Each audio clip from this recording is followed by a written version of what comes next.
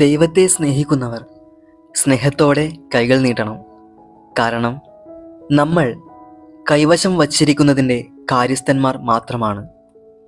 ഇത് പറഞ്ഞത് മറ്റാരുമല്ല, 3-ാം നൂറ്റാണ്ടിൽ ജീവിച്ചിരുന്ന മീറയിലെ നിക്കോളസ് എന്ന വിശുദ്ധൻ, അഥവാ ഇന്ന് നമുക്ക് സുപരിചിതനായ സാന്താക്ലോസ്. ഈ വിശുദ്ധൻ നമ്മെ പഠിപ്പിക്കുന്ന 3 കാര്യങ്ങൾ നമുക്ക് ഹൃദയത്തിൽ കോർത്തിടാം.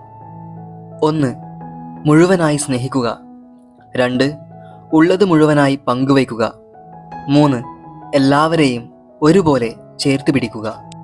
ഒരു കുഞ്ഞ് ഒരു പ്രാവശ്യമാണ് ജനിക്കുന്നത്.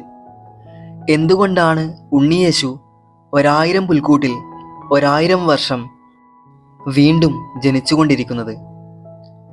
മാനുഷികമായി ഒരു സംശയമുണർത്തുന്ന ചോദ്യം.